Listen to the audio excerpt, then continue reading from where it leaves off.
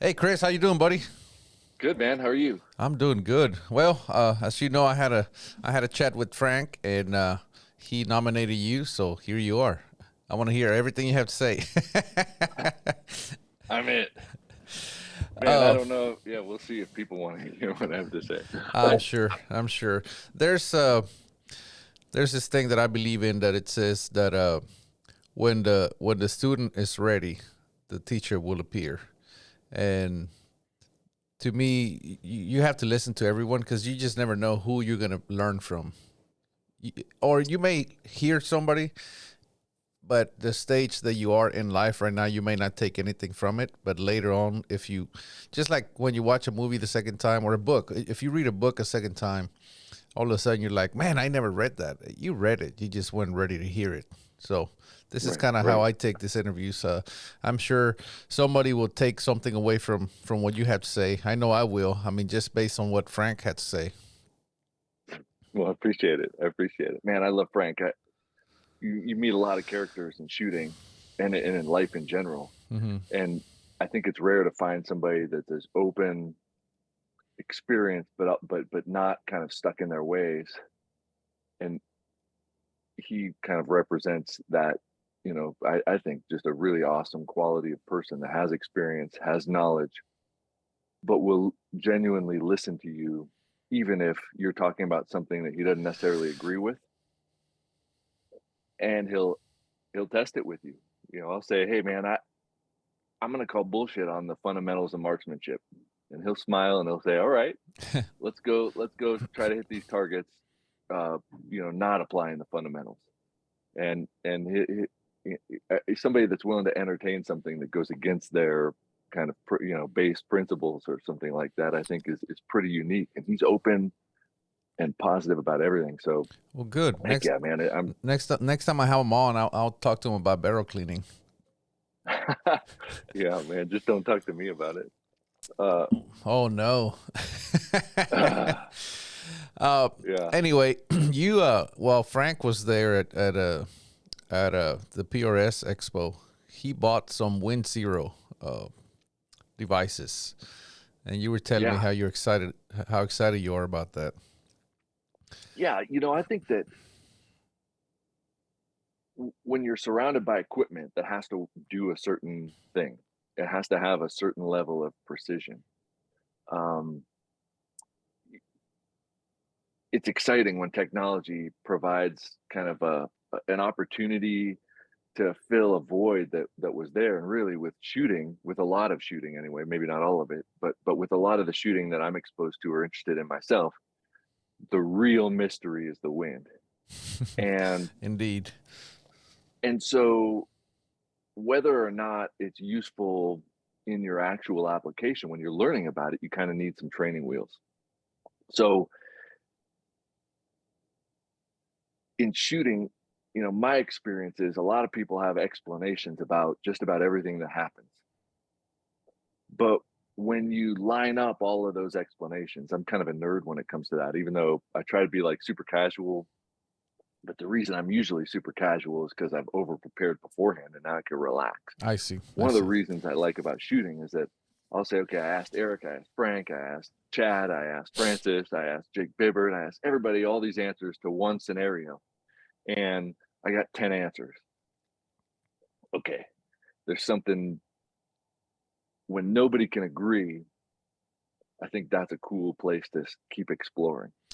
Not only can they not all agree, but yet they all have something that works, Yeah. right? So sometimes I'll make comments that get people excited on the internet. Like, I don't think that some styles of competition have quite got to a level that I consider like a sport or Hmm.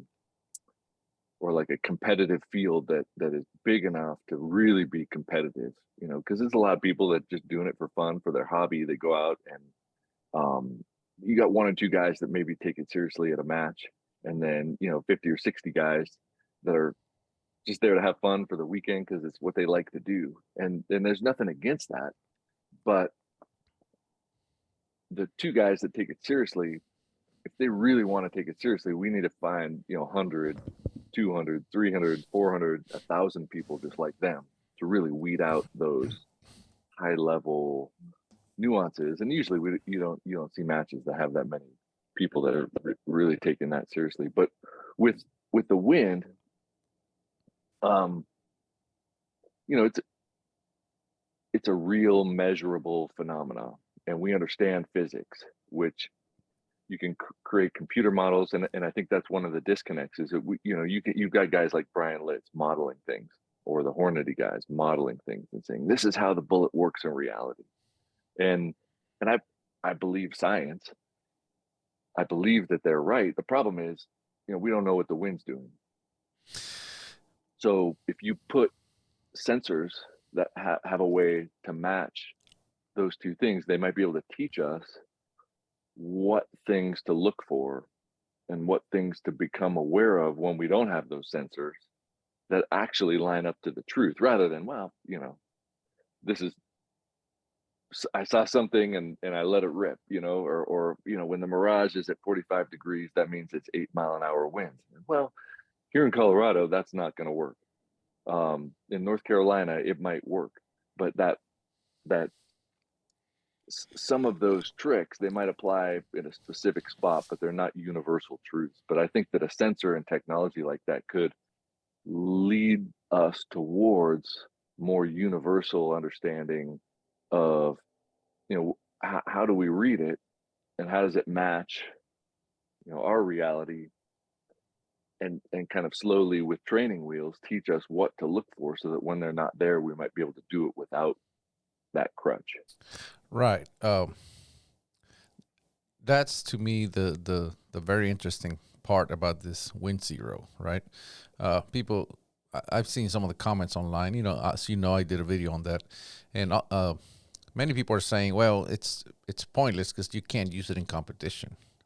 No, but you can use it in practice, and then Yeah. you can look at a flag, and then now you have an actual value for the flag. This whole, well, if it's at 45 degrees, the speed is X, and if it's at 60 degrees, well, that's a really coarse and medieval way to measure wind speed, right? But Yeah.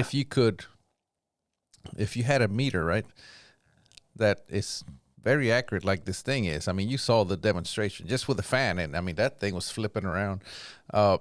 If you could set it up, look at the flag, and then you look at the meter and you go, okay, that's 6 miles an hour. Okay, that's what the flag looks like at 6 miles an hour. Let me see what the Mirage looks like at 6 miles an hour. And then, you start building this database of images in your head, and now you have a way to verify it with that meter, right? The next Yeah. time, at some point, you're going to be able to remove the meter, and the knowledge is still there that you can use in competition, right? 100%. It's And like it's based in reality. it's like card counting, right? It's not illegal. It's just frowned upon. You know what I mean? Well, yeah, yeah. I think everything that people do at a high level, you have to learn what's real and repeatable, and that is learning to see what's real and repeatable. And if we want to get better, we don't want to find ourselves going, man, I don't know what happened. Well, it'd be interesting Yeah. just to entertain the idea that one day wind is going to be just as easy as elevation to adjust for, right? Yeah. Right. And I don't, I mean, it's coming for sure. I Well, believe I that. think this is a big step Yeah. towards it. I but in between here and there, it's fun to learn because you learn other things along the way because you still have to shoot well. You still have to shoot your bullet and hit Right. something that you intend on shooting. And if you can't keep that base parameter, and that I think circling back towards maybe um, where I spend a lot of time focusing on shooting is that we've got all these elements that are involved in our shooting, but it all tends to funnel back in a cone of performance to the person.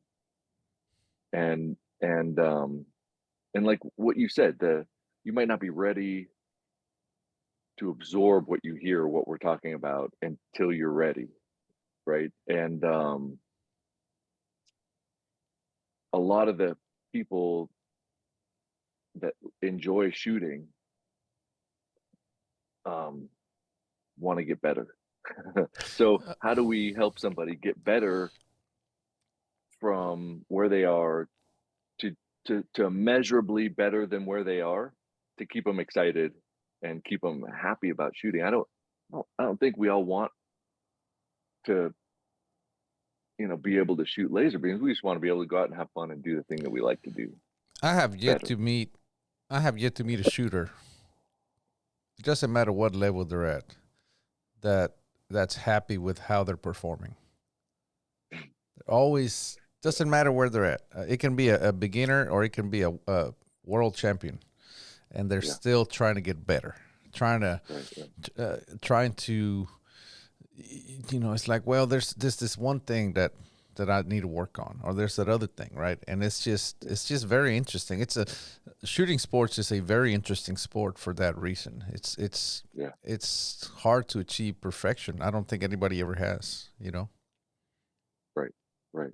I mean, there's, yeah, I think right at this point it's impossible unless Well, you created a game that had enough tolerances, because we don't have one hole guns to all distances. And at that point, what's perfect? well, it's like Robert Brandley. I was talking to him at the expo, and he said the thing about shooting sports is, let's just say people start shooting cleans in PRS, just shrink the targets, right? Yeah. Or, okay, we don't want to do that. Fine, go to 1 minute part times, right? Make it faster. Hmm. Oh well, okay. Now they're getting okay. Fine, make the target smaller and make them further away. You know, it's just you can always just add a small twist that just drastically increments the difficulty level. Yeah, and that's not hard to do now. Even, I think that so you probably have no idea about. I developed this target, and it's diamond, and you can see it on Instagram and Facebook sometimes. But it's a looks like this. Okay. Okay, and at some point I realized, like, man, I want to get better at what I do, and I'm not sure why I'm missing. I'm shooting at these targets, and they're pretty big. You could develop a load, and you could say, man, I shot a group that was really small. And when you say, well, in terms of MOA, I got a lot of budget on that plate. Why am I missing? Right. And so you start isolating and testing variables, like, if my group is this big and I'm missing a target that's this big, maybe it's not my gun. Right. Right. Yeah. And Exactly. and then you start doing the math, right? So I start exploring the books, and I'm reading Brian Litt's books, and I'm saying, okay, well, my gun shoots this big and I missed a target that's this big. Maybe it was the wind. And so I do the numbers, and I'm like, yeah, I must have been off by my wind by 15 miles an hour. Well, shit, There's no way. that's not it, right? So, and then and I thought, you know what, I'm going to replicate these shooting conditions, and I'm going to shoot it on paper. And all of a sudden, my group that was this big is this big, right? Okay, what am I doing to the rifle to make my group this big when it can shoot a group this big? Holy cow. Like, I've got a lot of influence on where that bullet goes. And that essentially just clicked on a light that has never turned off. And I'm completely obsessed with our influence on the rifle, period. I don't, there's not much else in shooting that I care about anymore. I'm not super competitive. I'm super competitive. I'm not obsessed with a particular discipline. I'm obsessed with the human influence on the rifle and where the bullet goes. And there's a lot of dependent variables that go into that. But until the shooter realizes their influence on where the bullet goes, they're not going to get really far in shooting. And I think that reveals itself very quickly by just shooting paper at 100. It's the believe the bullet first. and then question why the bullet told you that you're not as good as you think you are. Or And it's usually not. Yeah, it's believe the not target, right? believe, or yeah, I mean that, right, that's better, right? If and so it started as a 30 shot test from 10 positions. 3 shots, build and break from 10 positions. But then, nobody wanted to shoot that much at 100 yards on paper. So I kind of revised it to 12 shots from 4 positions, all build and break. And when people do that, um, I've got a website where people can enter their targets, and that data goes to a database that compiles it all as just one population. So I can't say, oh, Eric entered this number. What's your I know website? his number. Riflecraft.com. It's RIFLEKRAFT. Okay. And you basically enter your bullet impacts, and it doesn't have to be extremely anal, because we're not talking about thousandths of an inch anymore, right? We're talking about inches.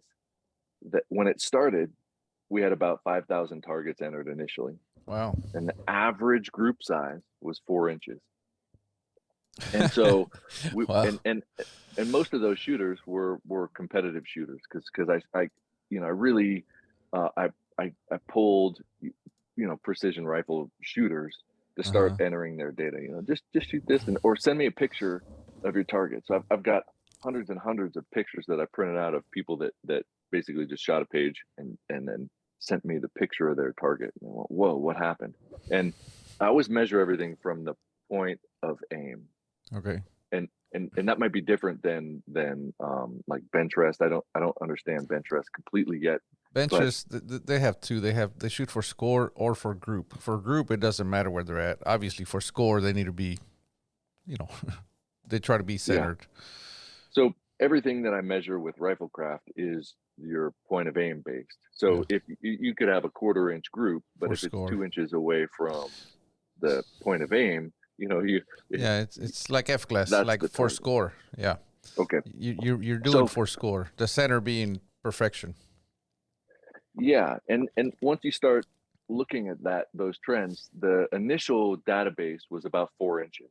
So you've got a lot of shooters, and I would be willing to bet that all of those shooters could produce a less than 1 inch group. We're producing 4 inch build and break drills with 12 shots at 100 yards, standing, kneeling, seated, prone, and you could have support. So it wasn't offhand. It was, put something at standing height, put a bag on it, do whatever you want, and just shoot all these. 1 shot, change position, 1 shot, change position, 1 shot, and then repeat that 2 more times. Oh, those wow. groups were really big. Some people were doing pretty small ones, but I've yet to see any shooter repeatedly do it under 1 inch. So wow. Even the best shooters that I've measured and seen, they're not doing craft drills, in a realistic time frame, in a realistic kind of positional build and break drill under 1 inch, even though their systems produce better than that. I bet they could probably do it. But if we were at the range together, I'd say, Eric, let's do it right now. Yeah. And my guess is it'd probably be around 1 inch or 1.25 inches. I think the highest level shooters that I see and shoot with and train and run craft drills on demand, they're doing about 1.25 inches. Okay, so you think I'd be about 1 inch or so? Then let's just be leave it right right there. like Let's just leave it right there. I'm not gonna do it as long as you believe that. I think I can't go wrong by just not doing it. Well, because I can only hurt it. Well, but now the average is about 3.5 inches. So explain it to me right quick, just so I make sure I understand. So I go to the range, or we're at the range. You're like, hey, let's do this Riflecraft drill right quick, and it's 12 shots. There's a prone.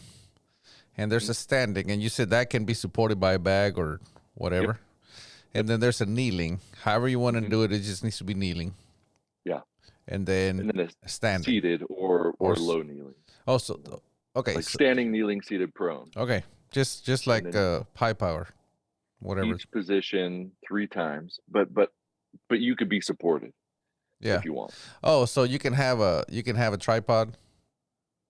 I tell people to shoot the way that they want to shoot in their discipline, because because their discipline or whatever you do, It's if you're a allowed, right? hunter, Yeah. yeah, if I'm saying, like, let's get a realistic view of how you shoot for what you do. So if you're a hunter and you plan on clipping into a tripod, do it clipped S- into your tripod. So you're not only measuring the shooter, you're measuring the system, which I think is a more accurate way to do it. Well, it's the combination of the shooter, and shooter is part of the system. That's my point. You're doing the full system, meaning the shooter, his gear, his tactics, everything is being measured, Yeah. and that to me, like I said, I'm just trying to understand it, and I think that makes, obviously you put a lot of thought into this. It makes a lot of sense because now the shooter can say, well, let me do this again now Mhm. without a or let's say they did it without a tripod, and now they say, let me add a tripod, see what it does. All of a sudden the average shrinks, and they're like, okay, this is a valuable piece of equipment to me. I need to learn how to use it in competition because Mhm. it's going to shrink, or it's going to lower my score or Mhm. increase, however it works. But you know what Yeah. I mean. Yeah. um Yeah.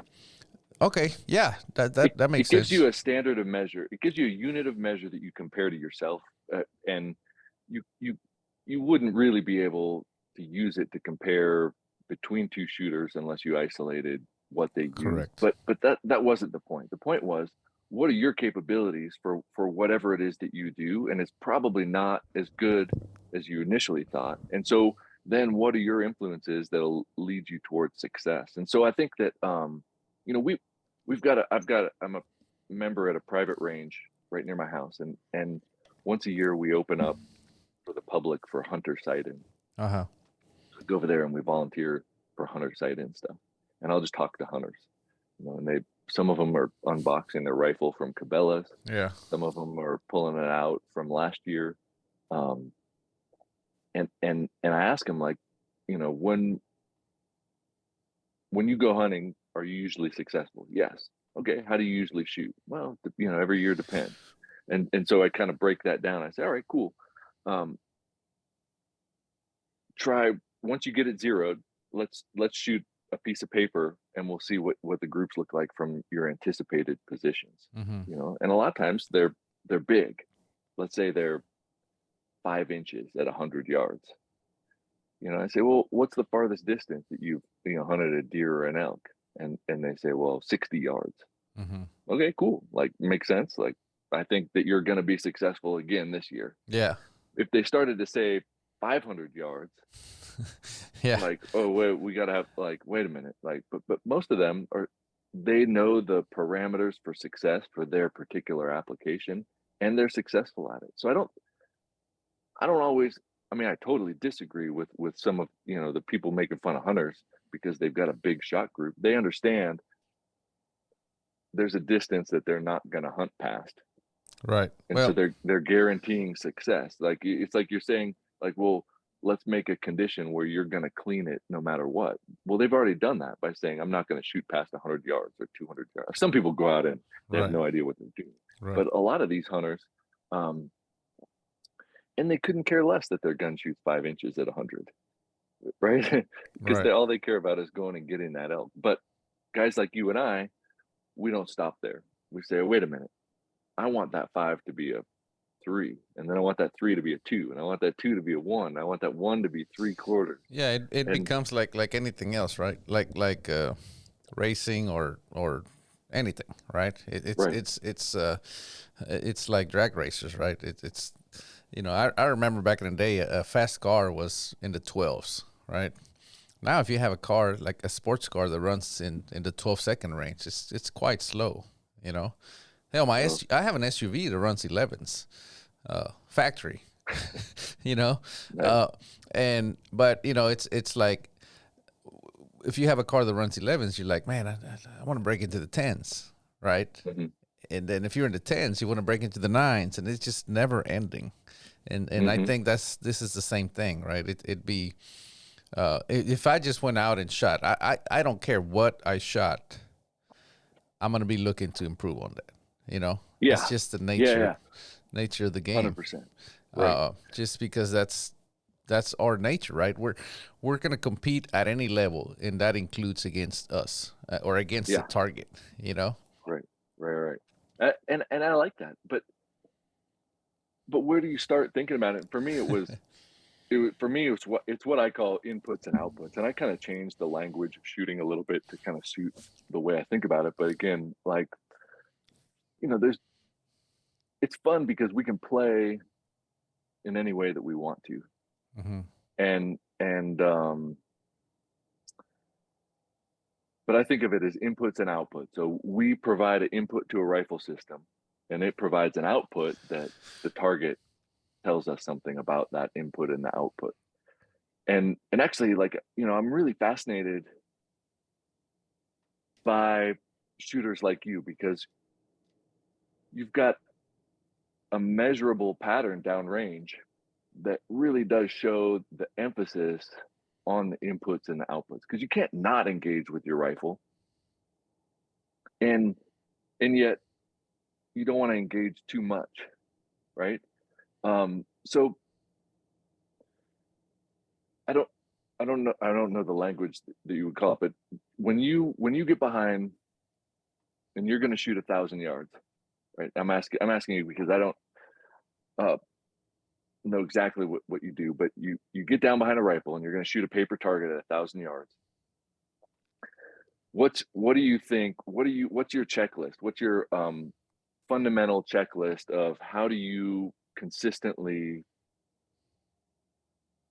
get behind the rifle or mount or connect with your rifle system so that you know you're going to have the results that you want? What are the things that you're focused on? All right. So I'm going to give you a little bit of an extended answer because when I teach, even in Navasota, the Expo, when I was teaching that reloading class, I would tell people, you want to shoot long range, you need to be very good at 100 yards before you go to 200, right? So all this for me started at 100 yards. I would try this hold and shoot it.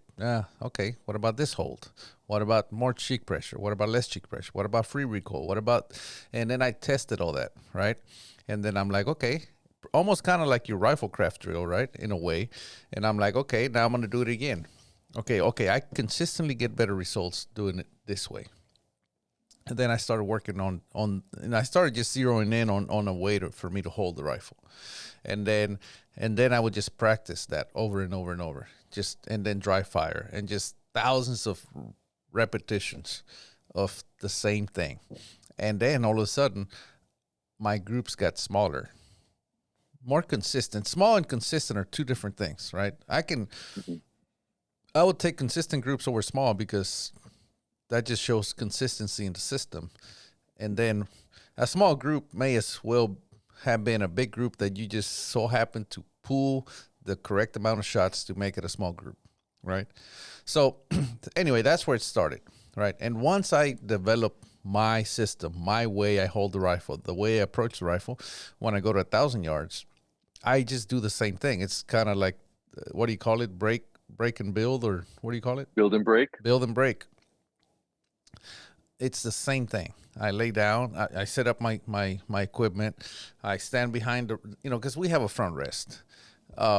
And a lot of people say, well, it's doing all the work for you.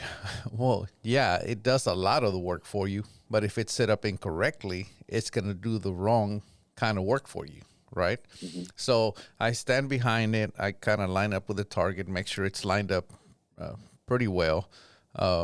And now the new Seb Neo X kind of has a pivoting head that really helps with that. But the point is, it has to be set up properly. It has to be solid. It has spikes that you dig into the ground, but it has to be level. It has to be. You can't just set it up level like this, right? Because when you're shooting at 1,000 yards, your rifle's like this. So Hmm. you don't want to set it up level like this. You kind of want to set it up aiming up, right?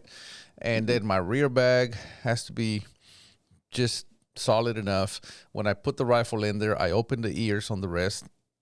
I put the rifle in there, put it in the rear bag, make sure it's tracking. Then I tighten the ears in the front, and then I beat the crap out of the rifle. Beat the crap is probably too much, but I solidly hit on the stock, make sure it's seated on that bag properly, because I don't want that thing settling as I'm shooting. I want to take care of all that. It's in there. I rock it back and forth. It's solid. I get behind the rifle. I look at the target. I move it back and forth. Make sure that when it tracks back, it doesn't track. When I pull it back, that it doesn't fall off the target. I want to make sure it's tracking properly. And for me, it has a joystick. Well, I make sure that my hand is planted on the ground while I'm holding the joystick. So when I move it, I'm not having to freehand it. You know what I mean? I hold on to my joystick when I shoot. I wear an elbow pad because the way I hold my rifle when it recoils, it takes my elbow with it. Mm-hmm. So if I don't have an elbow pad, it's just gonna, by the time I'm done, it's gonna be scraped to hell, right? I wear an elbow pad, and then my hand has to be just such that I can just touch the finger or the trigger with the tip of my finger.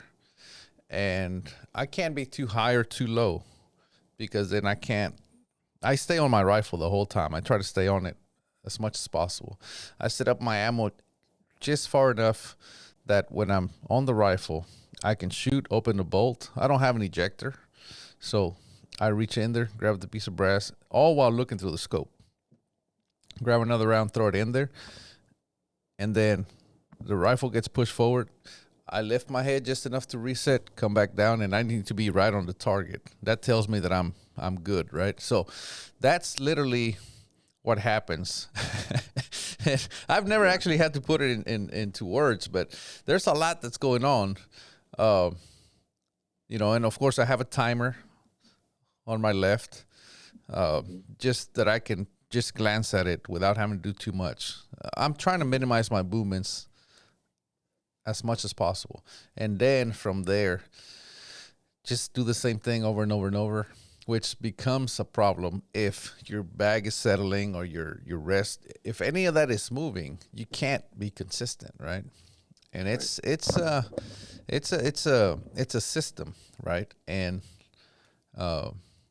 so that's that's what I do. And I set up my mat after the fact. I actually set up next to the rifle, not behind the rifle. And people look at me like I'm crazy, because they're like, oh, that's not good fundamentals. It's like, well, I tried good fundamentals and it didn't work for me. I mean, it's not that it didn't work. My groups were not as small and as consistent. So this is how it ended up. So this is how I shoot, right?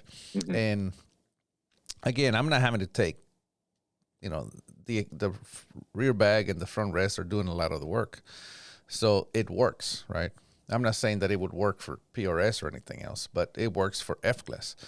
But that's all. So the mat gets set up next to the rifle. And that's all that goes on setting up, But it all started at 100 yards, making sure that I came up with something that consistent. It gave me the most consistent small groups, and that's it, And you can set up now very quickly. Oh, yeah.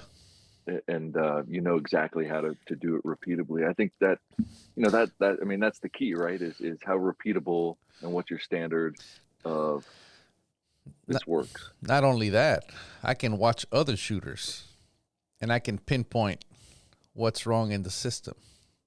Mm-hmm. I brought some shooters out here to shoot with me one time, because I have on my website, shootsmallgroups.com. It's a membership. It has a forum. It's a membership. People pay monthly, and that's where I teach. Whatever, reloading, wind reading, barrel chamber, whatever I'm doing, I'm showing them, right?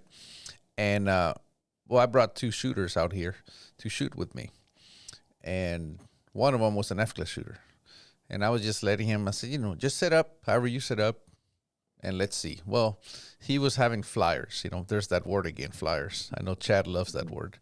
And I'm watching him shoot. And he's slapping the trigger.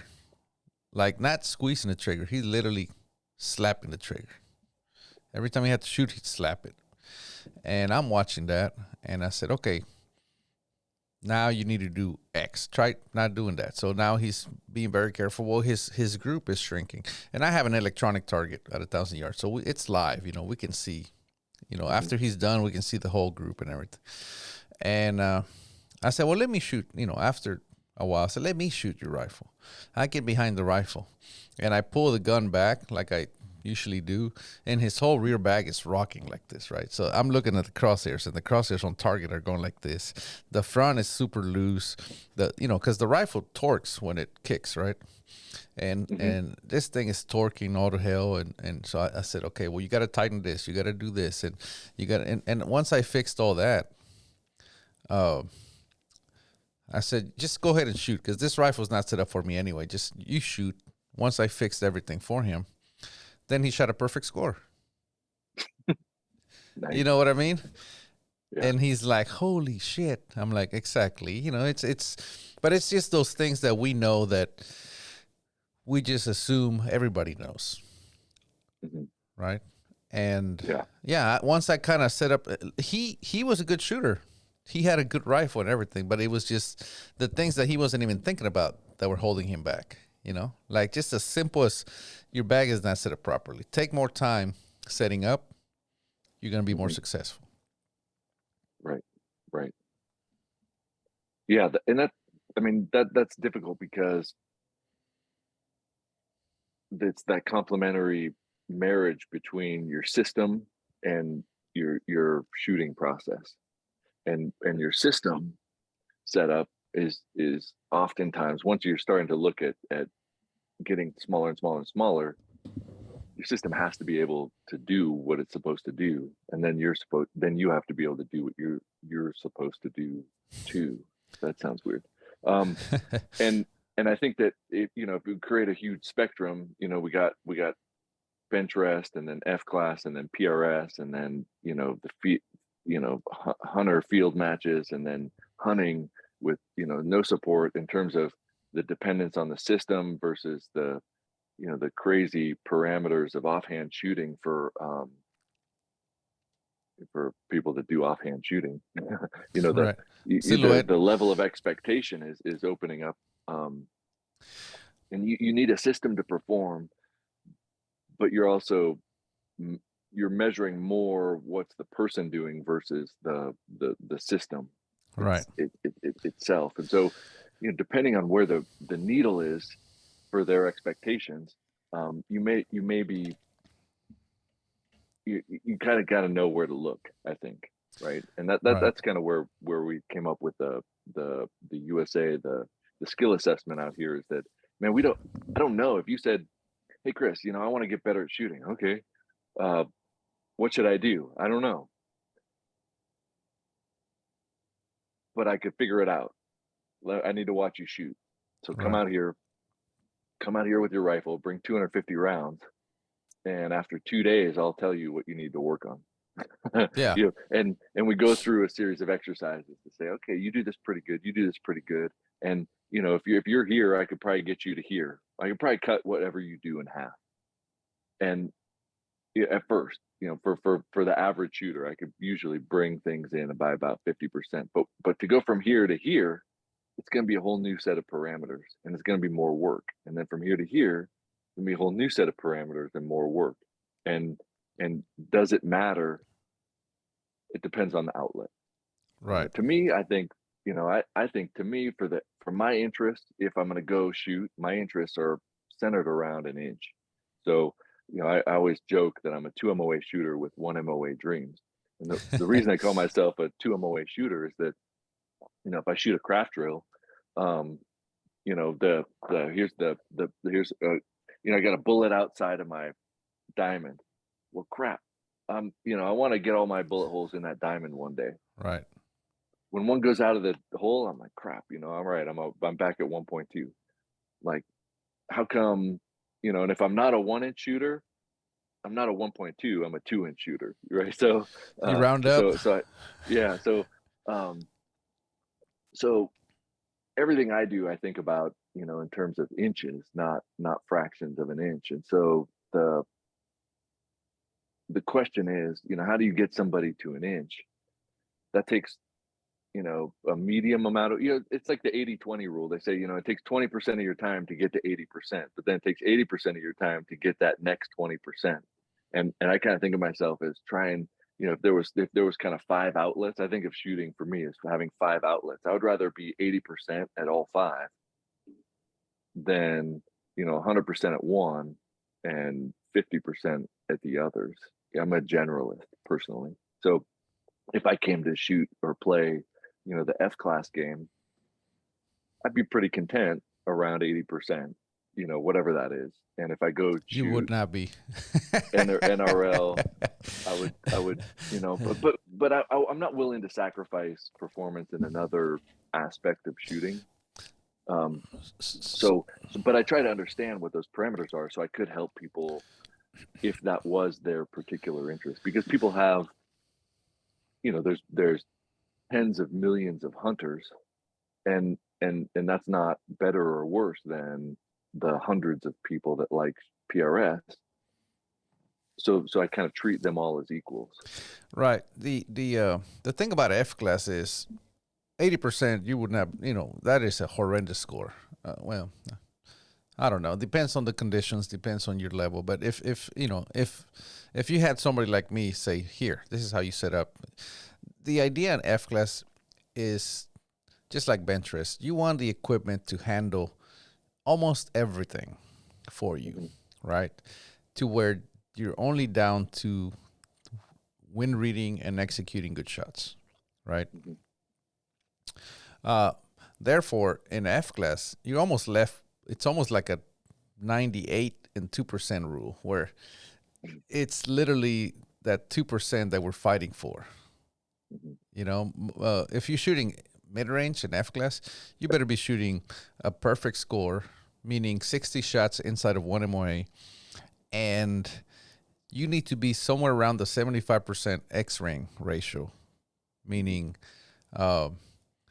45 of those inside the X-ring, which is half MOA, and that's only going to give you a chance, just a chance at winning. That's not a guarantee, because these guys are shooting 40 X's or more.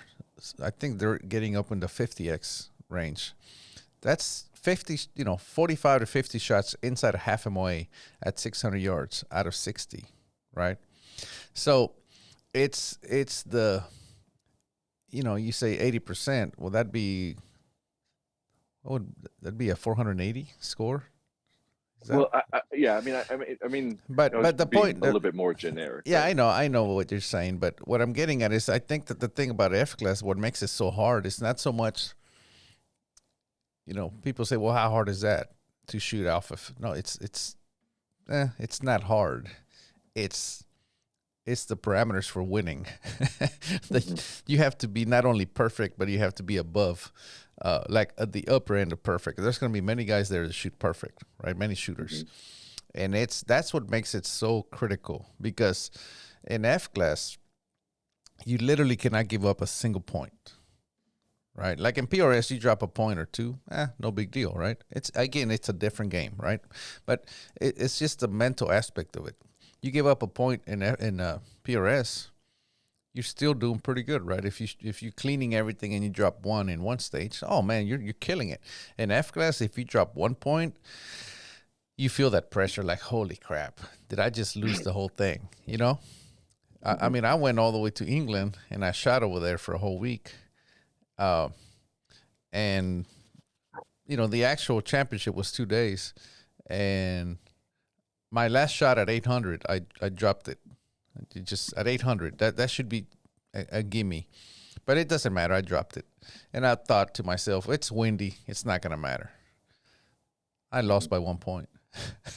I came in second, right? So it's like, that 1 point. But anyway, it's all how the game is measured, right?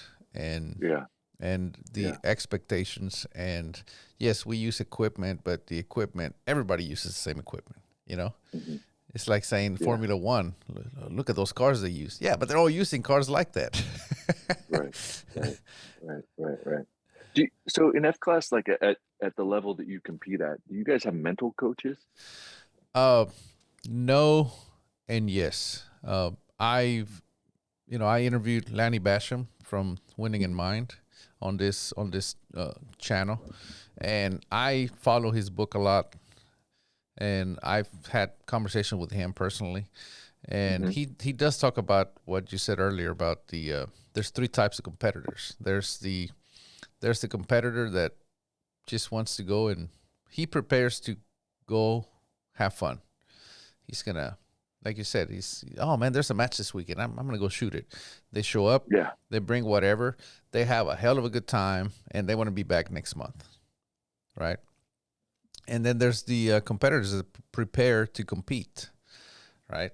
Not only do they want to have fun, they also want to do well, right? They may say, oh man, I'm gonna make the top 20, right, or whatever. Mm-hmm. And then there's the ones that prepare to win. They're not happy Mm-hmm. unless they win, right? They are preparing. They're showing up to win, and Yeah. there's a few of those, and those are the ones you spoke about earlier. Uh, but your mental preparation aligns with who you want to be, right? You can't say I want to win, I want to show up to win, and not work on your mental game, because it is For just sure. as important as anything else, if not more. Mm-hmm. Uh, I always tell my students that I can teach just about anybody how to shoot in about a year or less, like shoot Mm-hmm. really good. But teaching someone how to win takes 3, 4, 5 years. Mm-hmm. It's just a longer process to learn how to win. Yeah. Yeah. To be exposed to the adversity that you might need to be able to because you have to have every variable covered, not just like, oh, I got it this time, but will you have it next time? Right. And right, fill all those bases. Yeah. I think that to me that's really interesting, and it seems like it's going to require it soon. It probably is. It already is in F class, and with other styles, it probably will be soon.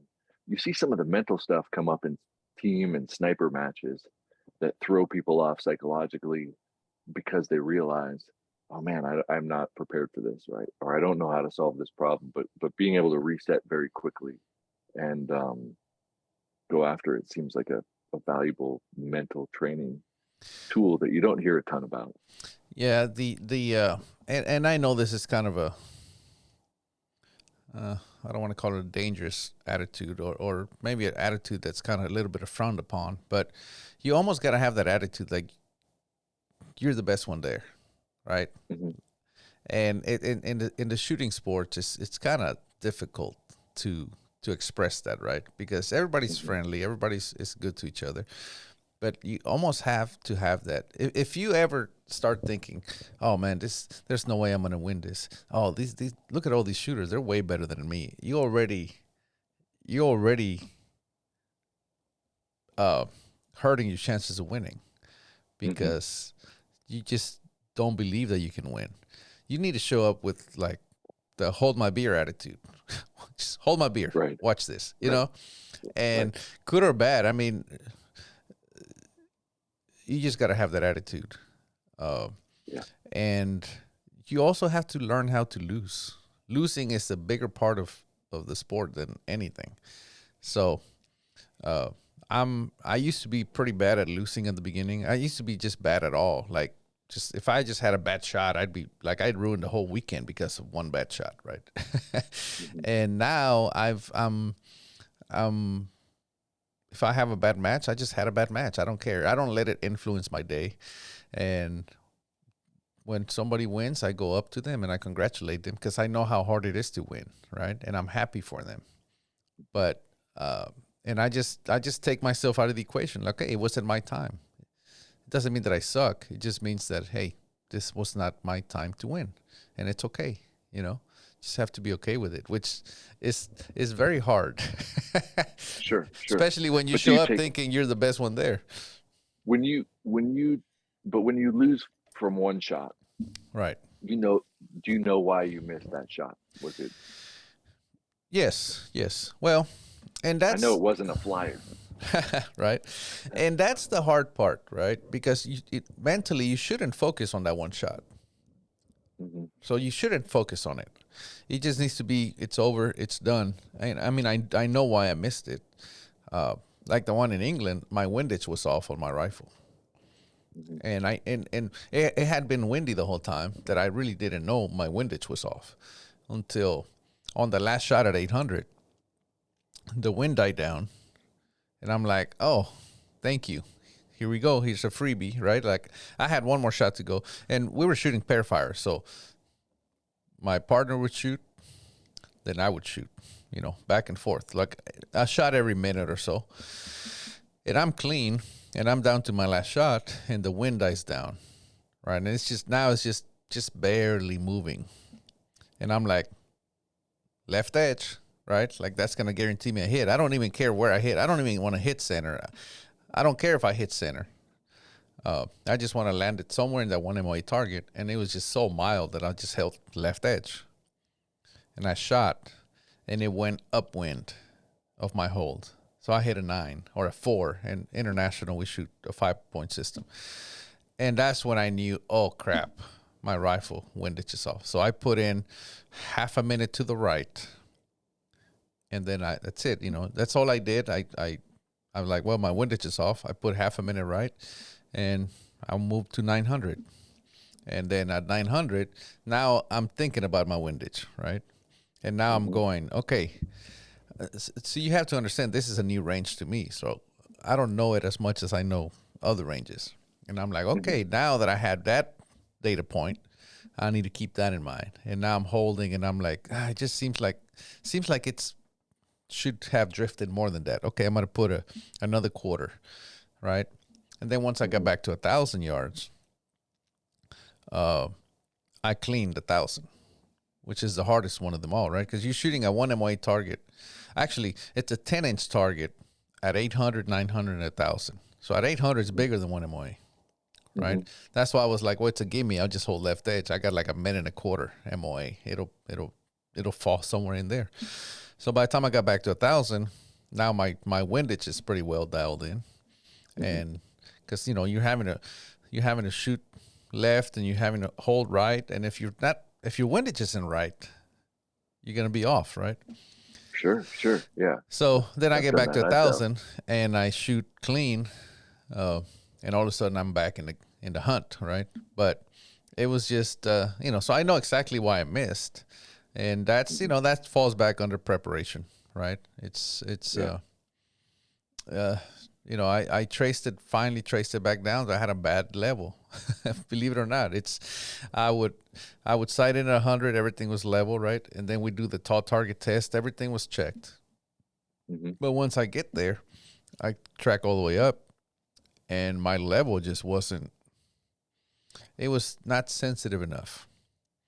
So I had a level, and I come up. What it was doing, it was putting cant in the rifle, which was influencing my windage. Right? It's not that the windage was off; the rifle was canted enough that it was inducing windage.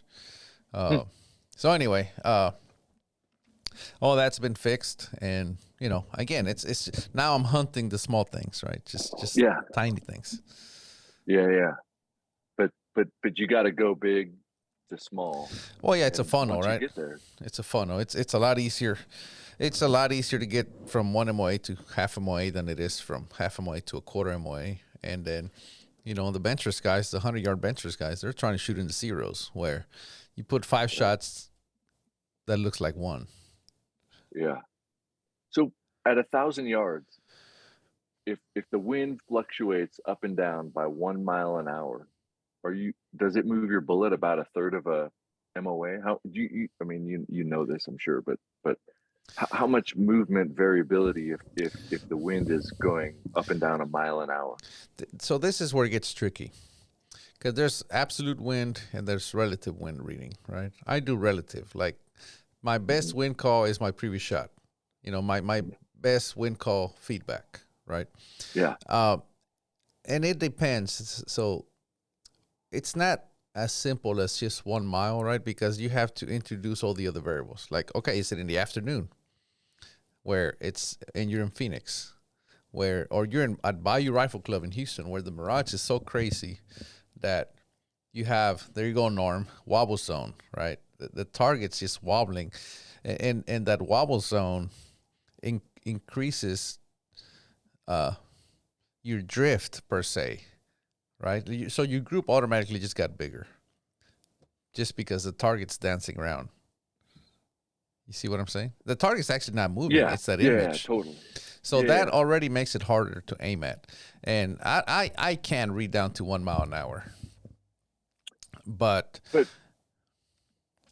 but even but yeah, I mean, I don't know. I so haven't met so anybody so that can either. But if let's say it was, let's say we had a wind meter out and it was just showing 5 6 5 6 5 6 5 6. So you're going to shoot, if you shoot so 10 shots, in how that, wide is that group going to be? well, that's the thing, right? In that aspect, there's another technique that we use that's called bracketing, right? Hmm. And you just hold center, and then you go, okay, the flag's doing this, and this is where siders. If we have unlimited siders, if you're smart, that's where you use your siders. You shoot Hmm.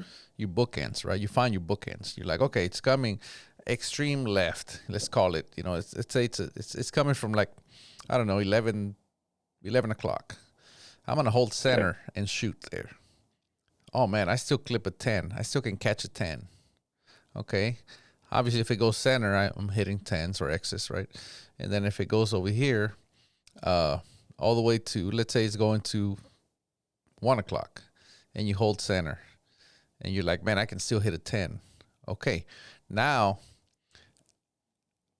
I don't really have to worry about how much it drifts. I just know that I'm still going to be safe, right? So then you safe side, right? We call it safe siding if it's necessary. And then you go, okay, I just know that if I stay in the middle and all I have to do is just be aware of the flags, and all I have to do is move enough to keep me inside, right? Like there's shots that you don't care if you hit dead center, you just want to catch that target, right? Hmm. And you almost don't even care about how much it moves as long as you keep it in the ring. So you're not actively reading, oh, that's slowed down by 1 mile an hour. No, you just it's a relationship between flags and target, right? Hmm. And that's how I do it. I kind of link the two, and I'm like, that's when it does that, it moves 2 rings. Well, that's one Hmm. MOA, right? That's gonna put me outside. Okay, when it does that, I need to move 2 rings on target, right? Hmm. And then you kind of use that as a gauge throughout the whole thing, and it's a mental, because we shoot strength fire here, means you shoot, they pull the target down, the minute it's back up, you can shoot again, right? We're not Hmm. shooting pair fire. uh, we usually do a combination of chasing the spotter. Okay, the spotter went to the right, aim left. Oh, he went to the left, aim right, right? But that's going to get you in trouble because the spotter on target is based on the wind that was present 20 seconds ago, right? Hmm. And if you only do that, you can be very successful, but you're going to get caught. You can't win championships. I don't think you can. 2-3 days long, just reading. I'm sure some guys could. Uh, just chasing your spotter. You have to be chasing, but also looking ahead, right? Hmm. It's like, okay, the wind's still consistent enough that I can use that shot on target as a feedback and then just act on it. But you have to be looking ahead to make sure the wind hasn't drastically changed, right? Hmm. Then once it changes, then you have to decide whether you keep going or you make a bold move or you stop.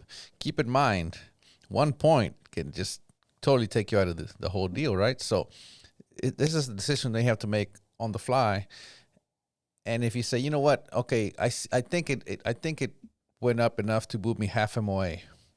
I need to move half MOA, right? Hmm. Well, if you or 1 MOA, if you're wrong, you're gonna lose 2 points. If you're right, you're not gonna lose any. But even if you're half wrong, you're still gonna drop 1 point, right? Gotcha. So it's a decision making process that's constantly going on, and Hmm. you sometimes you just say I gotta stop, and you just jump out. I call it jump out, right? You just stop, and then you let the wind do what it's going to do, and you keep watching it. Well, now you got to jump back in. So now it's like, okay, you have a 1 MOA target at 1,000 yards that you decided to stop. And now you have to wait for the condition. Hopefully it comes back. But even if it does come back, you have to pick the right time to take pretty much, I don't want to call it a Cold War shot because you've been shooting, but you have to, sometimes you wait 10 minutes and you have to jump back in and hit a 1 MOA target at 1,000 yards so that you can continue, right? So when you decide to stop, you know that's something that you're going to have to do. You have to jump back in at some point, right? Right. So it's very stressful. But like I said, we don't do, at least I don't do the, okay, well, I think it went up at 1 MOA or 1 mile an hour. It's going to happen. No, I just have a link between what the flags look like. And for example, if I walk up to the range and I look at the flags, I'll say something like, that's a left 4. Left 4 means 4 lines on the target. That's where I would hold to hit center. It's just part of what kind of how I've learned to read flags. There's some guys that read absolute, and they say, well, that's an 8 mile an hour wind. It's going to move this. I would hold here, right? I just have this image in my head of, okay, that's a left 4, and that's just how I operate. Yeah. It's working. Yeah, sometimes, not all the time, which is strange, and it keeps it fun. You mentioned a couple, like, I guess nothing you said like doesn't match kind of except that I shoot and measure people differently. But let's say you shoot an inch, and then I measure your wind reading, and I say, well, you can measure you're calling the wind within 3 miles an hour, and that's going to add another inch so I say, well, if we shoot a 2 MOA target, you got a good chance of hitting it first round. Right. Well, right. So let me but I think of first round hits, and then I think follow-up shots after that. So your shooting ability is a certain size, but you layer first onto it your wind reading ability. And a lot of shooting is just a measuring follow-up shots, because you can miss your first shot and still get 90% if you can. So a lot of shooting is just shooting and kind of doing the follow-up corrections. But if you're thinking, but you mentioned something about when I said, okay, 1 mile an hour wind, and you said, well, it's not just that, it's the mirage dancing the target, which absolutely true, because conditions, so like a bad group doesn't get better with distance, right? Like, right. And that applies to environmental stuff too, because from 100 we have to stack on all of this stuff. You're never going to shoot as well at 100 or at 1,000 that you would at 100, but 100 tells us something about you, the shooter. Now you have to stack on all of these other skills on top of it, and your 100% hit probability, it's not linear, right? It kind of fans out and it gets exponentially that's larger. The problem. so when you go to different ranges, what are some conditions that you see that are unique to parts of the country, like with humidity and high winds or low winds or elevation, or because you get to travel a lot to shoot? Are there some ranges where you go to and say, wow, there's nowhere else on earth that's like this? It's really strange. Well, Raton is one of those, the Whittington Center. We call it the Hill Hole because it's unique, and Phoenix can be like that as well, Ben Avery. But Raton just it can be dead calm. I mean, that's where the national record was shot in Raton, in the rain, right? Because it was just dead calm. And the national record right now is 22 X's at 1,000 yards. That is 22 shots in a row in half MOA at 1,000 yards. Wow. But it can also get really, really windy. Like Mm-hmm.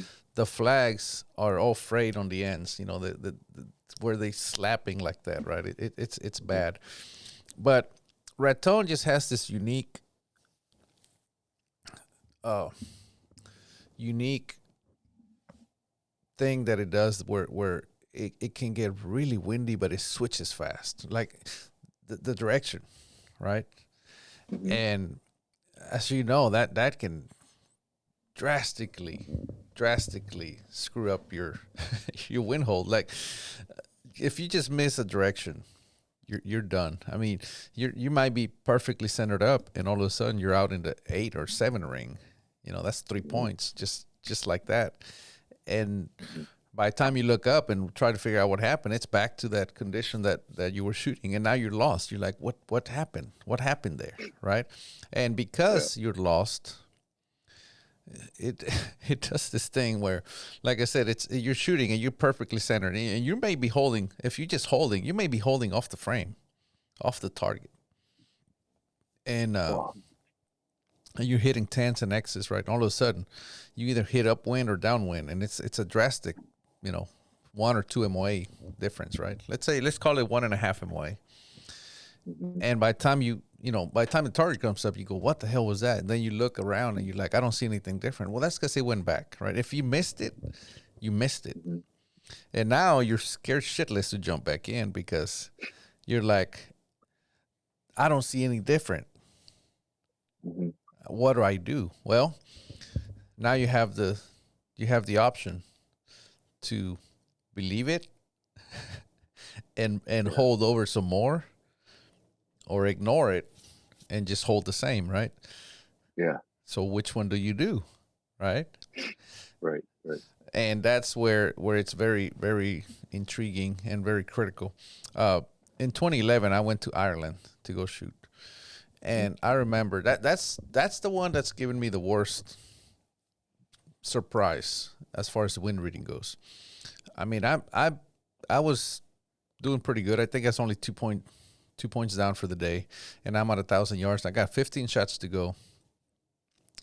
If I do well here, I'm gonna be top 5, right? Maybe top Mm-hmm. 3, maybe even leading the whole thing. And I'm shooting, and I'm 10 shots in, and I'm clean, right? Like me, I haven't dropped a single point. And then I see the wind pick up, and I'm like, hit the brakes, stop. And I see the wind pick up. Eh, I say pick up. The wind was already like 18 to 20 miles an hour. And then I see a pickup on top of that, right?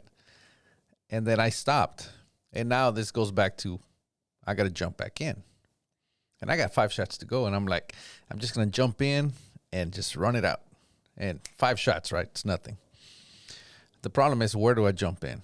So I watch it for a while. And, at 18 miles an hour, the flags are pretty much maxed out. They're not going to show an increase of 5 miles an hour. It's they're maxed out. Um, Mm-hmm. so I'm sitting there waiting, and I'm like, okay, I think it's done. I think it was just a gust, and it's over. Now I can jump in. However, I do have a budget, right? And I'm like, I can lose a point, and I'm still going to be really good in the standings. So I'm going to give it an extra ring. Wherever I was holding, I'm going to give it an extra ring. That's half a MOA more, just in case. I'm on a safe side, right?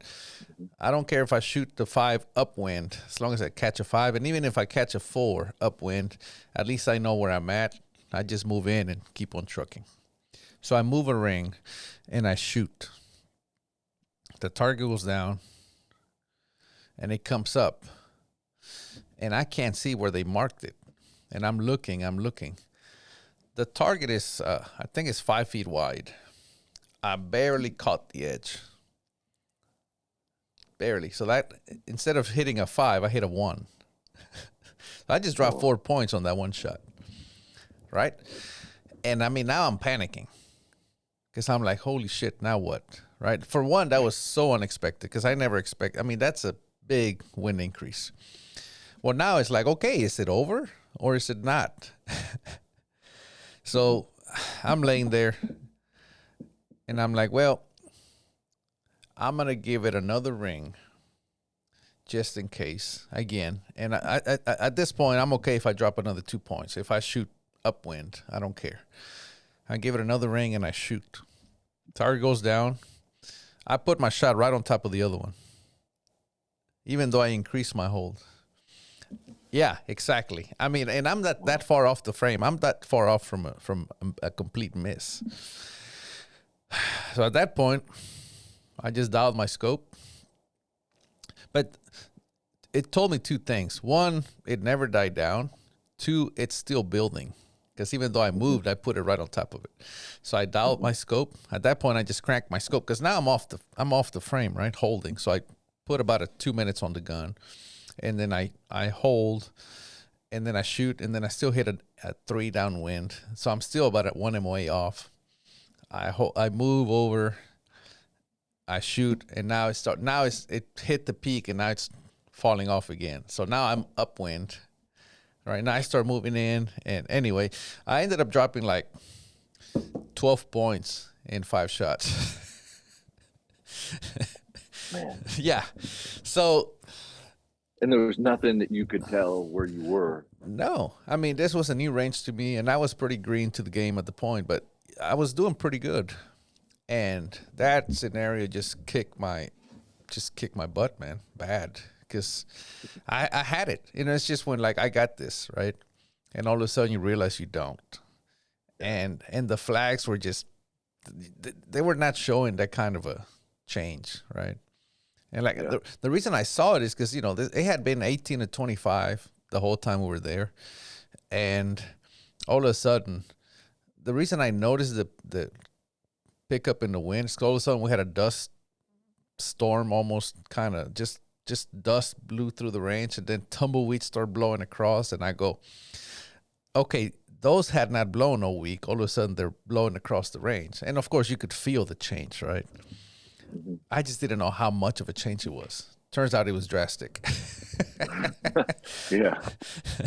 But anyway, you know, that's the one that's kind of, I still remember as being the worst one, just because it went from center to, you know, I was center, and then I held an extra half MOA, and it still almost missed the whole target, which was like 3.5. It was probably about a 4 MOA change from one shot to the next. That's over 1 mil, right? And this is me shooting a 180 grain hybrid at 2950. I was shooting pretty hot back then. But were the locals there kind of used to it? And no, this was a fairly new range. So everybody got their asses kicked. But I just had mine worst, just because, you know, I was the hold my beer, I got this, and I didn't, and it was just a shock to me. Like I never expected that much, and I don't think I've ever experienced it since then to be that much. Or maybe I just can see it better now, where I don't get caught like I did. Yeah. Well, you've added more tools to your toolkit. Correct. And that was a big tool to my toolkit to, hey, I just didn't know that could happen. Now I know, right? And now I guess that just keeps me from jumping in as soon as I did. I just thought it was over. You know, to this day, I have no idea.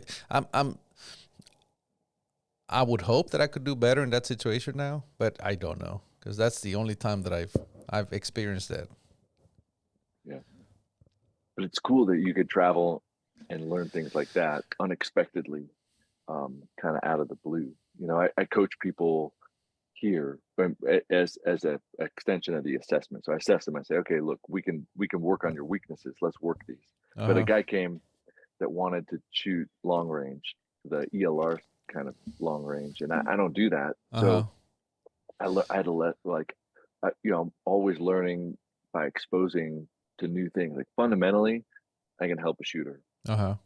We can measure and assess, but then there's those things where you just you didn't account for it until you see it. We shot at 100, worked on the group side, said, all right, cool, let's let's do some wind assessment. But because Mm-hmm. of the nature of his rifle, we needed to shoot pretty far to be able to measure his wind reading, because Right. up close, we're not going to see that because the heavy bullets are going so fast. So I said, okay, we got a big plate at 2000. It's probably, 5 feet wide or something like that. Maybe more. It's a big plate at Mm-hmm. 2000, but it's 2000 yards. And our wind changes a lot, but I'm good at reading it out there. And there was it was between 10 and 12 miles an hour. And it was not different. There was, inside of 1,000 yards, if you held 10 to 12 miles an hour, you're going to be within a tenth of center. Mm-hmm. And that was the case. And we were hitting other ones. And I had my smaller rifle to show the wind, the wind, the wind, the wind, the wind. Shoot 2000. That's, and I punched the numbers. I'm like, shit, that was 26-mile-an-hour wind. Shoot back at 100, 1,000, 800, 10 to 12, 10 to 12. Shoot 100 to make sure the zero and the wind is good. Mm-hmm. Shoot 2,000, 26 miles an hour. Shoot, and that the max order of the bullet, there was something that we could not feel, could not see, could not measure at all, other than the bullet just told us that where it's flying out there on its way to 2000 hit a strong wind and was moving it an extra, couple mils. Right. And no matter what we did to test to see if there was a way we could figure that out before taking a shot, we just couldn't. Short of taking one of those drones that guy has, Yeah. and flying it up to 60 feet. And if we could fly the drone up to 60 feet, my guess is we would find out that it was 26 miles an hour. Well, after that sighter, we could print a good group at 2000. Uh-huh. But every single time I said, all right, look, there's nothing to lead us here to believe that the wind is strong. Let's hold 12 miles an hour again. 26. All right, and but I think that's a good experience to know. Like, okay, this isn't the shooter, this isn't the system, it's the atmosphere, and there's nothing that we can tell is going on. So now let's build rules based upon what we saw, and then the next thing would be to go somewhere else and see if we could be surprised. Right. Just like that, right? Because I was at Cameo. Cameo is a place in Colorado here that has they got plates to 2000 every 100 yards, and they said, hey, walk out rounds and see how far you could get with your 6.5 Creedmoor. All right, so I walked it out, and something changed with the wind that I didn't catch because it's far away, Mm-hmm. at about 1,700 yards. Well, it was predictable to 16, but from 16 to 17, it was clearly different. Even though it's just walking out, something happened in that junction, and it was repeatable from there to 2000. And then you could walk it back to 17, but when you applied that to 16, it didn't carry over. But when you figured out what it was to 16, you could walk it back in and walk it back out, 16 to 17, for the conditions that day. Right. And there was really no signs that I could find that would give you any impression that the wind was going to be different. And yet it was. And sometimes you just got to believe what the bullet's telling you. And, with that, I mean, to me, that's exciting. To me, that's kind of the frontier of finding things don't work well. I don't want to shoot 99%. I want to be able to go anywhere and shoot 90, or something like Yeah. that, Yeah. like, and be able to say, you know what? I'm lining up all these experiences where I learned something, where I said, hold my beer, and I lost that bet. And then catalog it and say, you know what, there's an explanation for it. I just don't know what it is yet. Yeah, and it's exciting when you find it, right? Because you just add that to your holster of knowledge, and you're like, Yeah. oh, and that's where the typical home range advantage comes in, right? It's like, oh well, I know that when it does this, I got to do that, and if you're not a local, then you may not know that, but right. The strange thing is, like I discussed, or I said, Ben Avery's another unique range that can really be tough. Not a single local guy has ever won the long range championship there. It's Really? strange. That is a strange statistic, just because You would think they have the home range advantage, but they obviously don't, and that just kind of speaks about the inconsistency of the range, right? Hmm. And the level of shooters performing at the That top, too, right? yeah, that Coming in too. and saying, "All right, cool." Do you so you talk to shooters who compete in different disciplines. Do you ever go to other styles? Like to me, I get a lot of inspiration in shooting from screwing around with pistols.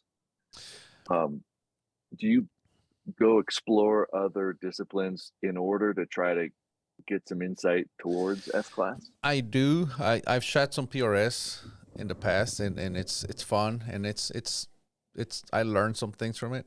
Pistol. I don't shoot much pistol. I did. I did for a while, just on a. Uh, so Matt from Demolition Ranch, he we were just sitting around bullshitting one day, and he said somehow the conversation about pistols popped up, and he's like, "Well, you're a rifle shooter." I told him that I didn't really care much for pistols, and he's like, "Yeah, because you suck." And I'm like, "Well, maybe." And he's like, "Oh yeah, man, I and then you know how it is." Started bullshitting, and pretty much he said he would kick my ass at pistol, right? I said, all right, well, let's one way to find out, right? So we set a date and like, okay, on this day we're shooting, right? And it's on my channel, on my Eric Ortina channel. Uh, so again, I don't shoot pistol very much. I'm okay. I'm not the greatest, but then I'm like, okay, I need to win, all right? uh, so I contacted Jerry Michalak, and he was gracious enough to give me some of his time and give me some pointers. And that's when I really realized that I didn't know how to shoot pistol. Right? It's when I had him next to me, and he was just running that dueling tree like nothing. Right? But it did also give me some inspiration. He gave me some pointers, and that week I shot about 2,000 rounds, maybe 1,000 or 1,500 rounds that week in Mhm, preparation for the match. But using the pointers that he gave me were very helpful. And that mhm, one of the pointers he gave me, and hindsight, it's stupid simple, right? But he said, well, the dueling tree, you want to shoot from the bottom up because your gun's going to be kicking up, so you don't want to fight it. Just that way, he goes, mhm, you do it enough, you can control the kick to where it lands on the next target, and you're already there. You don't have to fight mhm. it and push it back down. And it was such a simple thing that I've actually applied it to other things, right? I started looking for those simple things that can work in your favor. Mhm. Just things like that. Uh, but uh, but another thing that I did learn from Jerry was I asked him to shoot my pistol, and he grabbed it and he said, "I can't shoot your pistol. It's not set up for me." Like, this is arguably the best pistol shooter in the world, and Mhm. he was perfectly okay saying, "I can't shoot that pistol. It's not set up for me," and that really helped me understand the value of uh, the whole system, right? The shooter. And Frank talked about this when he said it's like his car. If he goes down to his car and somebody moved his seat or his mirrors, he would know it automatically. And the Mhm. rifle should be the same way. This it just helped me understand that and say it's okay if you can't shoot somebody else's rifle. You just need to be able to shoot yours really, really good, right? And and and make modifications, whatever it is that's needed for it to fit you and help you shoot better. Mhm. Yeah, I bet he could still shoot my pistol pretty good. Yeah, I'm sure he could, but Yeah, yeah. he's That's he. cool. That what a cool experience though. Yeah, man, I gotta do things in person with people because I'm pretty skeptical of Mm-hmm. most things. Like I gotta spend time in person, seeing them do their thing.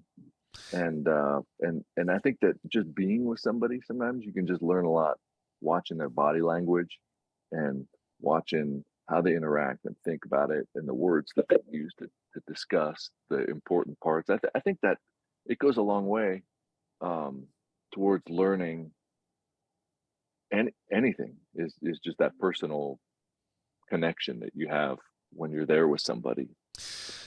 The other thing kind of what you're talking about. I went and started shooting PRS for a while, and I would watch shooters. You know, like the clock is the thing that automatically scared me. Scare is a strong word, but uh, and I was going really fast, but I was still timing out, right? Well, then in PRS, you kind of get put in a squad, and then you get to watch others shoot. But if sometimes you catch up with the other squad, and then you get to watch them shoot, right? Well, we caught up with another squad, and I forget who was on there, but it was a really good shooter, right? Uh, the point is, I'm watching kind of the other shooters, and I'm thinking the whole time, oh man, this guy's good, because he was going really fast. Like like he was running from one position to the next. He was throwing his rifle up there. He was cycling the bolt really fast, right? And I'm like, oh, this guy's got it down. Well, he timed out. He only got like 8 out of the 10 shots off. And I'm like, man, I don't stand a chance, right? Like, so again, I start thinking that, like, automatically defeating myself. Well, then I see, I think it was Preston. I start watching him shoot, and he's just going like super slow. And I'm like, this guy's gonna time out. Like, the other guy was going super fast, and he timed out. This guy's absolutely gonna time out. Not only did he not time out, he cleaned the stage.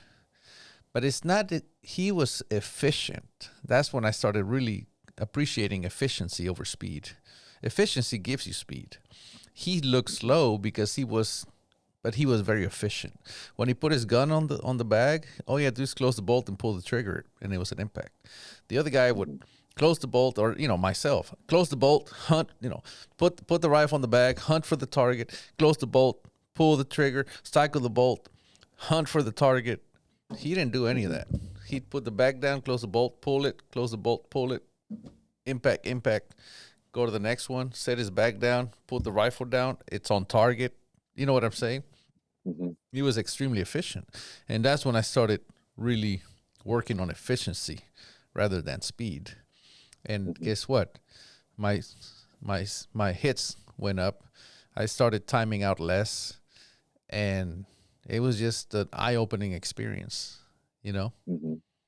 It's Funny what stands out. Yeah, it just stands out to different people. Like, you see, oh man, they're moving around so fast. They must be good. And then you learn what to look for in a good shooter, and you realize that first impression was wrong.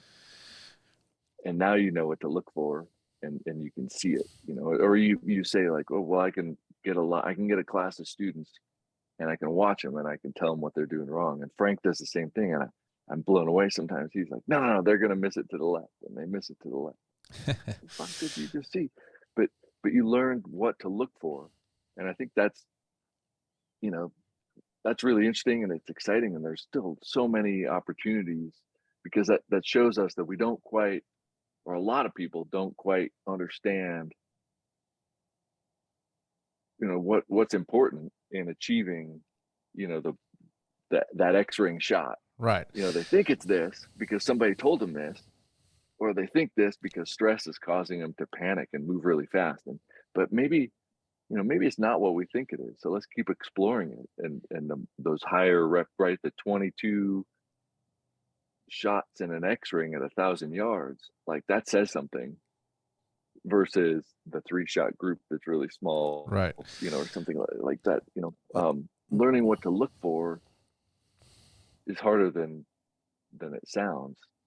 But it seems like everywhere you look, there's stuff to be learned. When the student is ready, the teacher will appear. And that includes filming yourself and critiquing your own form. Mm-hmm. That says a lot. I'm just so lucky to be surrounded by really good shooters, friends. I'm part of it. So we have the USA team, which is, about 30 members. But then individually we have, not individually, but on the smaller scale, we have, typically it's called the 4-man team that you shoot with at nationals and mainly nationals, but you can have 7 members, right? And we have 7 members, and these are literally some of the best shooters I know.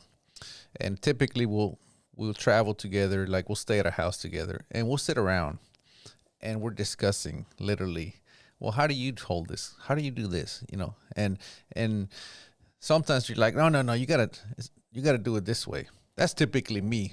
I'll be honest. Typically going, no, you should try my way, right? But I'm still listening to theirs, and sometimes I don't act that way, but I go out and it's like, okay, I'm gonna try their way, right? And sometimes it works, right? Sometimes it works better than my way. And Yeah. I'm like, okay, I'm gonna, but we sit around and we discuss. These are, literally, I'm surrounded by 7 top level shooters, right? And we even at that point, we still don't always agree on what's best, right? Mm-hmm. But the simple discussion, just putting it out there for somebody else to grab it and go, I'm gonna try this, see if it works for me. And Mm-hmm. sometimes it works, sometimes it doesn't, But one thing that I've really learned lately is that just because it doesn't work for me doesn't mean it doesn't work. Mm-hmm. That just means it doesn't work for me. Yeah. Right? Yeah. Well, we're fine-tuned neurologically, and sometimes if if you're so fine-tuned that you try somebody else's technique, your nervous system is going to be a little awkward at first, and that might not be it might not be a fair comparison because Right. it's like well, I'm gonna go back to pistol, and I'm not a competitive pistol shooter, but I shoot a lot of pistol. I carry them everywhere I go, and when we shoot long range, I'll shoot some shots. I'll get up and I'll go grab a pistol and I'll shoot my pistol, just for like I try to get some inspiration. Mm-hmm. And when you get up, I do the same thing, except that when I get up, if I'm working wind calling, I'll take a shot and I'll measure it, and then I'll get up and I'll say, okay, like because of that, I know what the wind is and I know the angle and the distance. So I'm trying to break my mind up. So I'll go grab a pistol and I'll shoot my pistol for a while, forget what I was Right. doing, and then I'll pick a different angle, distance, target to try to make an initial wind call without any of that garbage. But I have a Glock, right? Everybody has a Glock. And then I have a SIG, and the grip angle is different. So if I draw and present my Glock, my irons are right on, and I'm dialed for that, right? In years of drawing my Glock and putting the irons right up. And when I draw my SIG, it's not pointed at the target because the angle of the grip is wrong. My body knows exactly how to do it to get the Glock on. So I had to retrain. I'm like, man, this sucks. But it doesn't suck. It's that my wrist knows Right. that it needs to be this angle versus this angle. Well, after a certain number of reps, now I could draw my SIG and it's on. Now when I draw my Glock, it's off. Right. And so if somebody says, well, I shoot with my middle finger. I pull my trigger with my middle finger. If I say, well, Eric, shoot with your middle finger, it'll be better. Right. At first, it's not going to be better because you're not used to that. And so it won't be an even comparison at first. But if you could take somebody else's thing and it matches your performance, even though you're tuned for something else, that could say something. And is it worth it? I don't know. I don't know. If you say something, if anybody like who's good, you say, what works for me is this. Man, I'm gonna run over to my 100-yard range. I'm gonna test the hell out of it. Yeah. And I do that for sure. But I'll but my test will be like 2, 3, 400 rounds. Not oh, I shot a 3-shot group and it was pretty good. Right.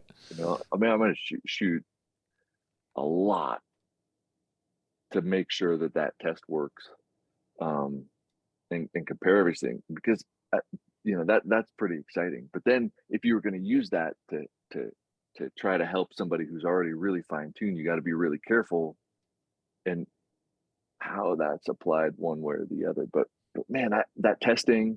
And do you guys have like a training camp where I always kind of daydream about this, like shooting's weird because there's not a lot of professionals. Mm-hmm. Basically everybody pays to play. So say, well, it's like this other professional sport or something. And you say, no, it's not. Michael Jordan's not going to go play for the Bulls if they'd say, "Hey, we're not going to pay you." You know, Right. so shooters, we're paying to play, so it's expensive. And so if I said, "Hey, why don't you guys all come out and shoot with me for a week and bring 500 rounds?" People would be like, "Dude, that's expensive. I can't take time away from work and Right. whatever, whatever, whatever." But if you were paid to do that, you'd be like, "Fuck yeah, let's do it." But uh, I always daydream about getting 4 or 5 shooters together, and we say, "Let's workshop all these crazy stage ideas and all these crazy wing conditions and all these crazy rifle configurations to see if we could better improve what we do by trying all this crazy stuff together." So some of the daydreaming things that I do is when I was shooting PRS, right? I started thinking, what if I could just guarantee every point in a prone stage, right? Hmm. Obviously, I can't guarantee myself every point on a positional stage, but how much better would my score be if I could guarantee a clean at every prone stage, right? And I thought, well, what if I could shoot my F-class rifle for prone stages, right? Hmm. So I started thinking about that, and then I realized, well, I'm not going to go through the trouble. But what if you did that? What if you laid out a lot of, like a course or a different stages, right? And then you said, okay, well, this stage would be shot better with a bench rifle, right? And then Hmm. you just tried it against the PRS rifle, for example, right? Hmm. And obviously, well, if it's a lot of movement, well, then obviously a PRS rifle would be best. But what about this other stage where, uh, again, you would design it to where it almost be like golf, right? Where you have a different rifle for different situation. And I Yeah. wonder if that would get any better than Yeah. shooting the whole thing with one rifle, right? Yeah. I don't know. It'd be fun though. Well, It'd and be super and fun. maybe not only, maybe not only, maybe have every shooter. Let's say you had 3 shooters, right? And then you design a 5-stage course, for example, or 6, and every shooter shoots the stage with their own rifle, the whole thing, right? And then you go, okay, you absolutely killed this stage with your rifle, so these are your stages, right? And then this Hmm. guy's like, oh, these are your stages. Let's just say out of the 6 people in a perfect world, shooter A cleaned 2 stages. They each clean 2 stages, but they each clean different ones, right? If you put them together, they should shoot a perfect score for the whole entire course, right? Shooting their rifles. I don't know. It'd be very interesting, Hmm. to me. Kind of not Yeah. only different rifles, but different shooters, kind of working as a team. Yeah. The team match stuff is really cool. I'm particularly interested in like the field matches Mm-hmm. and the sniper competition kind of stuff, and I really like blind stages and locate, range, engage stuff. Mm-hmm. So my if you were like, "Hey Chris, what would be a good competition that you'd be psyched on?" It would be like more or less the unknown. Really, what got me hooked into shooting like big time is that there was this competition that was announced a couple years ago that isn't going to actually happen anymore. But it was a field match that started in Texas, and then Mm-hmm. you kind of like traveled up all the states up to Washington, shooting a field course, and then all the way back down to Texas, Wow. shooting these field courses that were unknown. But what you started with, you'd have to use that equipment the whole time everywhere. So it would have to work in Texas, it would have to work in the Cascades, it would have to work in Colorado and Wow. Arizona. So you would know but it was all blind and unknown. I thought, man, that's perfect for me. But it fell through. Those are the kind of scenarios that I like. And what you're describing is kind of like, man, you know, that's that's why there's all these calibers and systems, because there's different scenarios where one might be better than the other. But that would be cool because you'd have to know, don't use that rifle, use this one, Right. right? And you'd have to be able to make those judgment calls on kind of, I like it on the clock. Like, okay, if you're really good, I guess that's not fair to say, because you could be really good and not have to do any of that stuff. But I feel like, man, if you're a really good shooter, you should be able to make those decisions in a short period of time. Like, I need this rifle, or like a golfer, right? They Yeah. know they need this club. They look, they go, okay, I need the 7 something or other. And you're like, why'd you pick that and not this one? Because I know I need that. So they grab what they need and Right. they do it, and then they put it back in and say, okay, what's my next shot? Okay, cool. I need this. That would be freaking awesome. Um, Yeah, I would. Uh, so the other thing that I learned from Jerry is that surprised me was he goes, hold the gun like really tight, like you're holding a cobra and keeping it from biting you, like really, really hard, and shoot. He goes, if you're not tired, but if he goes, if you can shoot 300 rounds, you're doing pretty good because you're going to be super tired just from holding the gun so tight. He goes, but that's how you know you're doing it right. And that surprised me because I never expected that. So he's like, just hold on to that gun like crazy. And well, that stabilizes the whole thing, right? But it's hard. It was really hard for me to hold it so tight, but yet still be able to pull yeah, the trigger. And he's like this, you know what I mean? And you can see his gun barely moving, and he'd watch me, and he's like, no, you got to hold it tighter. And I'm going, and he goes, okay, there you go. Now you got it. huh, It was something that I would have never come up with on my own, right? But then when he yeah, said it, this is one of those things like you talk about when he said it, I was like, there's no way that's right. But this is Jerry saying that. So I'm gonna do it. And I'm yeah, just gonna work on it and work on it. And guess what? It does work. It absolutely works. But I would have somebody else told me that I would have said, no, this crap doesn't work. It's so tiring. But he told me if you're not tired, you're not doing it right. And it was crazy, yeah. man. Interesting. Well, Yeah, that's cool. I think, it's man, there's so it's much. There's so much that's really exciting and fun about the whole firearms industry. Um, that it just seems like, man, there's like a playground for guys who like to think about anything, and so many different people can come together and find outlets that are motivating and always kind of keep us kind of curious, right right? Curious about, and like, excited man, I wonder, and yeah, I wonder if this would work. And then you go, well, let's let's find out. believe the target, Yeah, right? believe the target. Exactly. All right, man. I appreciate it. This has been great. Great conversation. Okay. Uh, I'm gonna have to do that craft drill. See. Yeah, I would love to see you and talk to you about the craft. I mean, it's just one of those things where it gives you some insight that that could lead you down a path towards making whatever you like to do with a gun potentially, you know, more well-rounded. And I think, if I haven't ever worked with an F-class shooter, but because you're building prone, I would also say, like, well, I would be really curious if if but are you guys, how many shots do you take Typically in the 20, comp? and we do it 3 times a day. Yeah, I would be really curious about just get up, get down, 20 shots prone, the group, which you probably already do, and then the using those same fundamentals that you apply to the rifle like that in those other positions, and see if those are universal. um because I, it'll probably be different when you talk about a very specific niche style like you do, but personally I feel like if your fundamentals are true, Mm-hmm.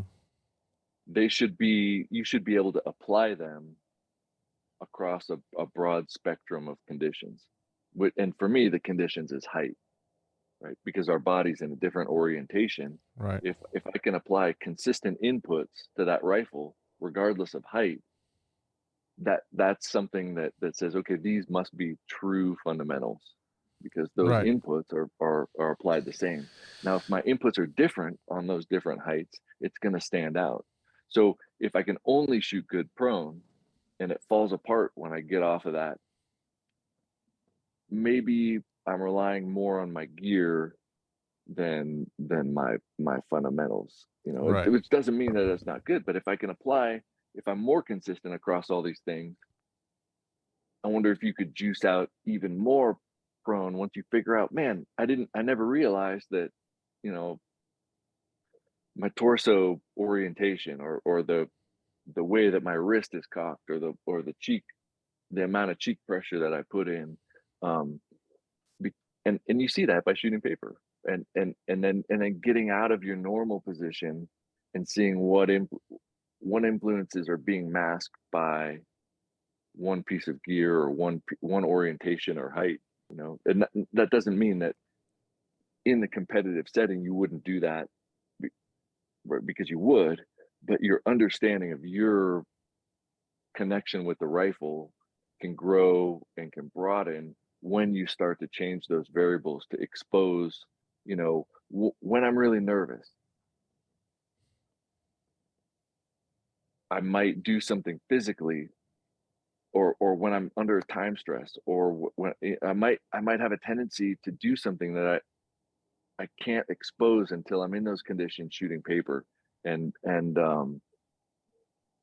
so I do those tests kind of constantly. But let's say I got you really upset, or let's say, like, okay, it's you versus one other shooter, and if you guys drop 1 point,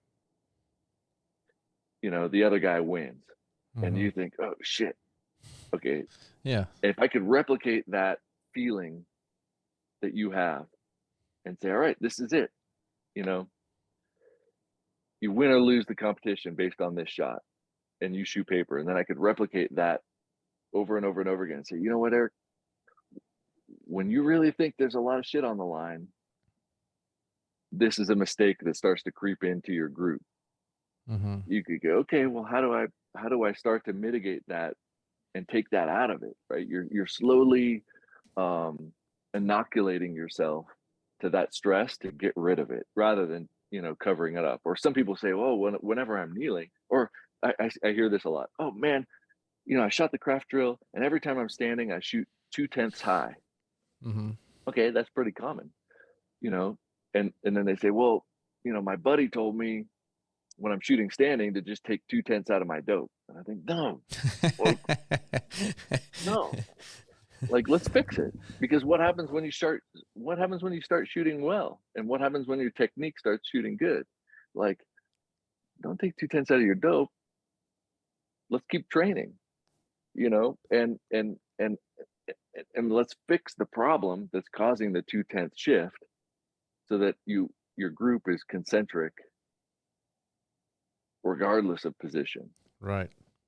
And like you said, I would rather have a 1-inch group than 4 quarter-inch groups, Right. that are all over the place. Yep. So, to me, yeah, it's a kind of never-ending inspiration. And watching, I watch your YouTube channel, and I watch Jerry's YouTube stuff, and I watch all these people from different disciplines, because it's exciting. It's exciting to see what people are doing and achieving, and the standards keep going up. I mean, and you know, I think it's cool, man. It's It's just exciting for like a sure. really fun It thing. keeps it going. So now you got to nominate somebody. You got somebody that you think I should talk to. I so I'm big into, like, all right, we don't want to be kind of in your track. Um, do you know Ryan Kleckner? No.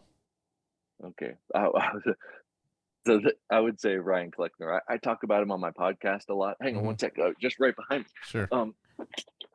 I do my podcast here. Okay. I run a podcast called the Straight Dope Podcast, but the Long Range Shooting Handbook, Okay. I've seen and that book. by Ryan Kleckner. Okay. Okay. So I read. I'm like old school. I always read hard copies. I actually have 2 copies of this, and same thing with like Brian Litt's books and stuff like that. And there's so many notes in it that, like, you almost can't read the print.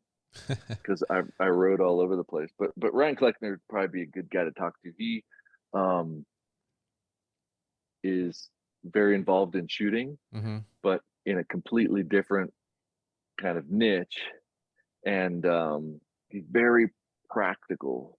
So he takes all the things, he's well, you'll see. I think he'd be really fun to talk to because he understands the ballistics and he understands the outlets, but he also says, okay, like, how's this going to work for an everyday shooter?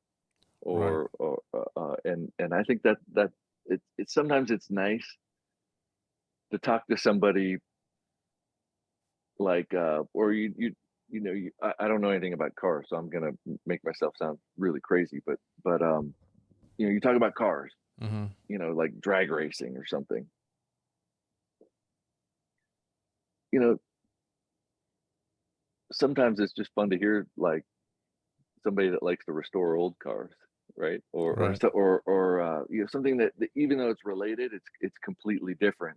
Um, just just to kind of hear what's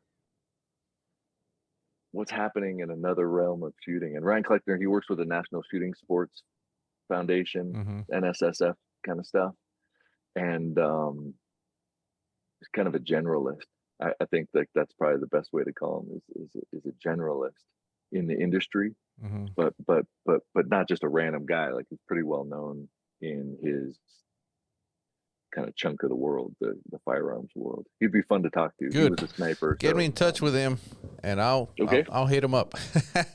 yeah, All right, man. I do really appreciate your time. heck yeah, man. This was a good I love to conversation, talk. and I'll Yeah, man. I'll do that craft drill now. I'll be in touch. All right, please do, man. Yeah, I can't shut up when I start talking about this. So let's talk more. We'll do, man. We'll do. All Thank you. right, take care.